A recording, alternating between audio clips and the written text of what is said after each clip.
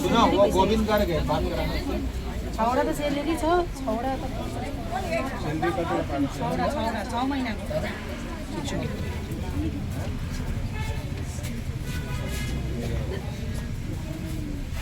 यो PF डिपार्टमेन्टले उतो गरेको छ बस्नु दिदी बस्नु न बस्नु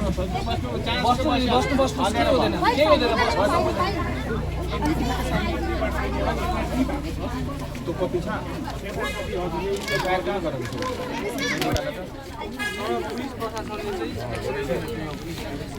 यस्तो हो कि तिम्रो यहाँ एक त हामीहरूका ट्रेड युनियनका साथीहरू नै मिलेको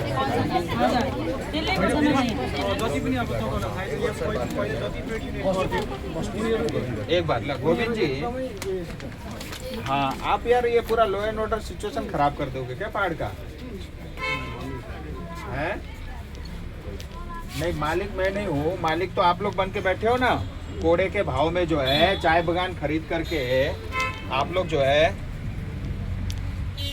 सुनिए मैं आपको ये बोल रहा हूँ कि ये बीमारी आपकी पुरानी है शायद 2025 में भी इनका एग्रीमेंट हुआ था फिर वो कहानी यूं का यूं है मैं अभी खरसंग जा रहा था रास्ते में दिखे तो मैं रुक गया तो इनका जो है एग्रीमेंट की कॉपी भी मेरे हाथ में है जहाँ पे आप लोग बैठ करके इनका तो कलकत्ता में मंत्री के सामने बैठ करके एग्रीमेंट हुआ था तो इनका ना तो पीएफ का पैसा मिला ना ग्रेच्युटी का पैसा मिला 6 महीने से ना तो इनको पूरी तनख्वाह मिली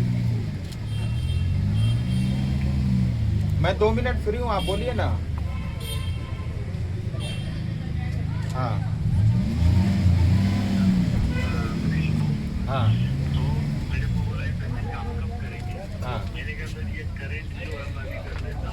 हाँ हाँ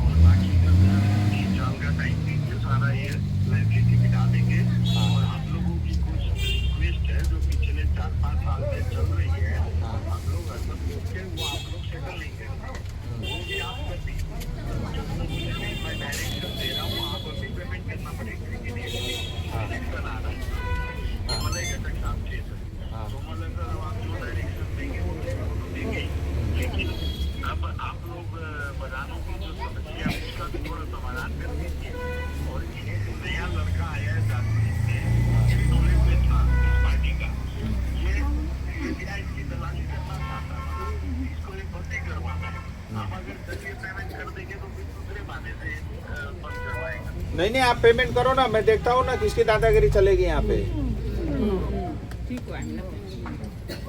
नहीं आप एक काम करिए सुनिए मैं मेरी जिम्मेदारी पे मैं इनको बोल दूंगा लेकिन ये अभी उठेंगे नहीं जब तक आप पेमेंट करोगे नहीं क्योंकि भरोसा नहीं है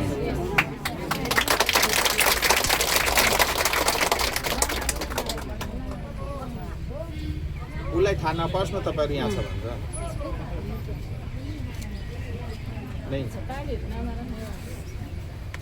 भाई साहब मैं आपको देखो 2-3 चीज़ बोल रहा हूँ ठीक है ये सब सिचुएशन जा कर के कल को जो है लॉ एंड ऑर्डर सिचुएशन खराब नहीं होनी चाहिए बाहर और ये एक बीमारी सब बगानों में जाएगी और आपका एक एग्रीमेंट हुआ है अब मैं आपको एक बात पूछता हूँ आप बोल रहे हो 3 साल में मैं डेफर पेमेंट करूँगा तो 3 साल के तक क्या मतलब श्रमिक भूखा रहेगा फिर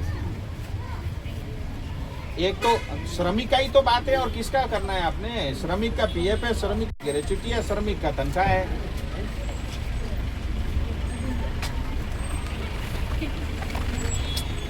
हाँ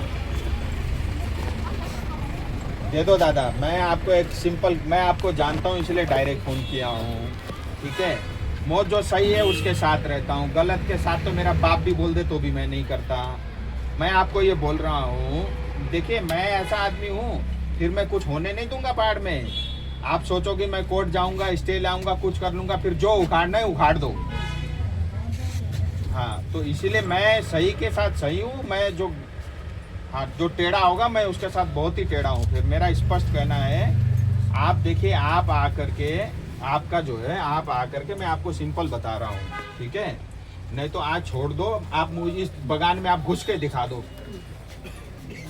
हाँ घुस के दिखा दो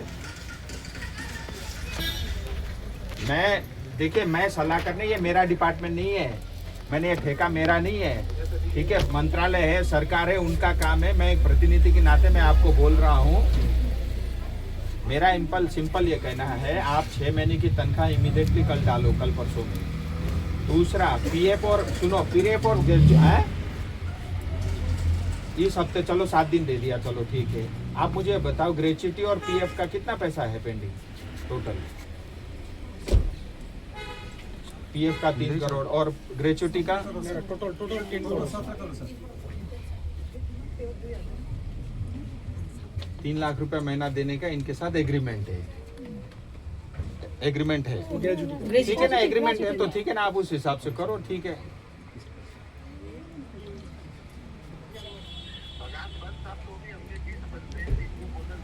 हाँ, वो तो देना ही पड़ेगा दादा, वो कोई वो अलग से कोई।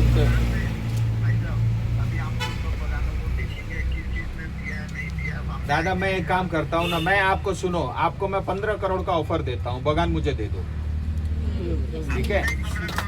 मैं बता रहा हूँ ना, 15 करोड़ रुपया मैं आपको 15 करोड़ दे देता हूँ, 5 करोड़ में लाइबिलिटी दे दो, 10 करोड़ आप रख लो, बगान मेरा हो गया, डन। तो मेरे ऊपर आप कोई कृपा नहीं कर रहे हो, ठीक है?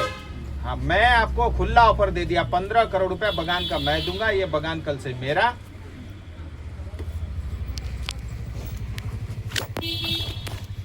देखिए, मेरे से आप तब मिलना जब इनका जो है लेबर का सेटलमेंट करो, ठीक है? मेरा सिंपल ये कहना है कि आप 7 दिन में इनका सैलरी दे दो, ग्रेच्युटी का आपका हो रखा है, पीएफ का टोटल कितना करोड़ रुपए पेंडिंग होगा?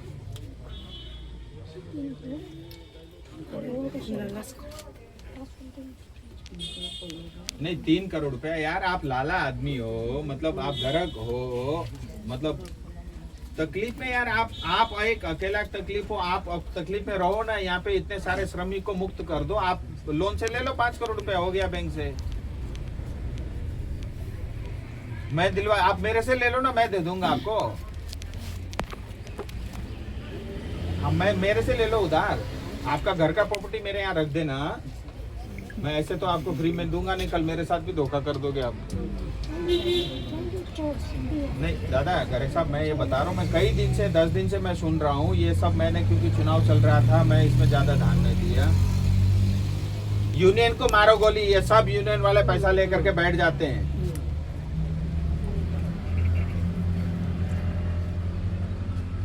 आपको कोई यूनियन तंग नहीं करेगा, यूनियन होता है, मेरी जिम्मेदारी है ना, यहाँ आकर के कोई यूनियन बदमाशी करेगा, मैं आओ ना आप सामने श्रमिक के पास, मैं कराता हूँ ना आपका एग्रीमेंट, फिर जो करेगा मैं यहाँ, क्या पुलिस प्रशासन ममता के राज में ये सब नहीं था, अभी तो है ना प्रशासन पुलिस वाला। मैं अभी एसडीओपीओ से बात किया हूँ, मैं तो अभी नोटिस भिजवा रहा था आपको, लेकिन मैं अभी नोटिस भी नहीं भेजवा रहा हूँ पीआर डिपार्टमेंट से, मैं तो एसडीपीओ को बोला।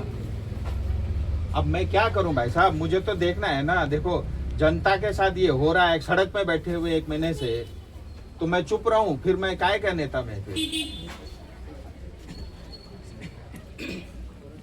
वो सुनेंगे इसलिए नहीं, क्योंकि देखिए ये बहुत लंबे समय से ये बगान का जो है सारा सिस्टम खराब है, बिगड़ा हुआ है, उसमें बिगड़ा हुआ है, इसको आप ठीक करो। देखिए आप मुझे ये बता दो कि आपने एक तो सैलरी का बताया, मैं 7 दिन में कर दूंगा, आपका ग्रेच्युटी का एग्रीमेंट हो रखा है, आप पीएफ का लमसम जो है आपका 3 करोड़ रुपए एक बार देना है, कुछ और बैलेंस होगा जो आपसे एग्रीमेंट हुआ है वो करके खत्म करो इसको। मंत्री मारो गोली, हार गया मंत्री, टीएमसी गई, ठीक है? हाँ, वो हारा इसीलिए क्योंकि झूठ बोलता है, चुनाव है कर दो, हाँ उल्टे सीधे काम करते था, इसीलिए तो आ रहे हैं ना। अब यहाँ उल्टे नहीं होंगे, सीधे सीधे काम ही होंगे, आप चिंता मत करो।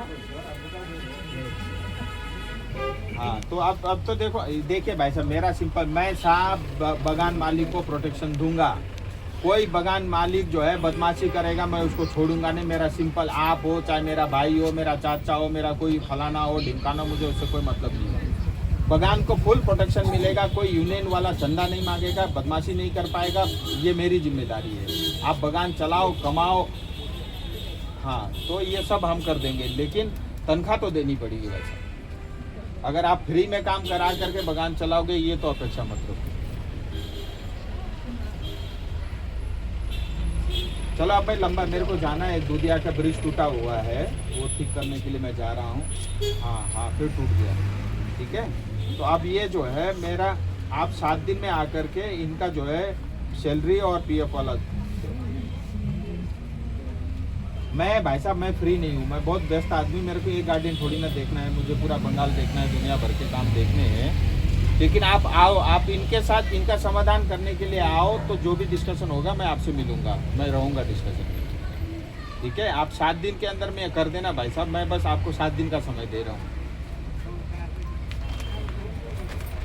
सुन बहिनी, मलाई पहिले थाहा थिएन कि जस्ती मात्रै मलाई कसैले भन्यो, त्यसलाई मैले मजाले भनिदिएर तिमीले सुनिहाल्यो सबै कुरा है, मलाई अरू केही भन्नु छैन।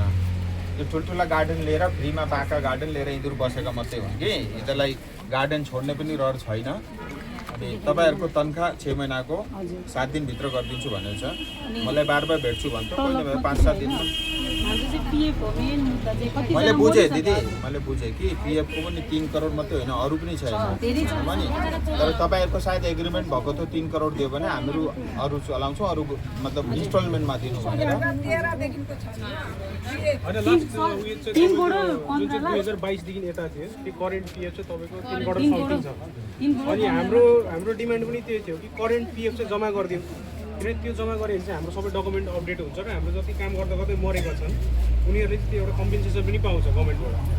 अनि जुन चाहिँ तपाईँको 2013 कमिसनर से बात गरा लो। 2013 देखि 22 सम्मको त साप्रे कमिटीले 72 इन्स्टलमेन्ट गरिदिएको छ। हामी त्योपट्टि अहिले त्यति फोकस पनि गरेको छैन, हामीले खालि करेन्ट पिएफ मात्रै गरेको। अनि यो करेन्ट पिएफ पनि हाल्नै चाहेको छ। अनि कलकत्तामा मिटिङ बोलाउँछ अनि 2टा वेज हालिदिन्छ। कलकत्ता जानुपर्छ मिटिङ चाहिँ, मन्त्री पनि त्यही टाइपको। यहाँको तमाम ट्रेड युनियनको पनि त्यही खालको थियो पहिला, मन्त्रीको पनि त्यही एटिट्युड, मालिकको पनि त्यही एटिट्युड। अब वर्करहरू जसले चाहिँ 220 रुपियाँ कमाउँछ ऊ चाहिँ तल गएर कलकत्ता गएर मिटिङ गर्नु, 2टा मात्रै वेज। गरम भयो अलि उता खुल्ला हाम्रो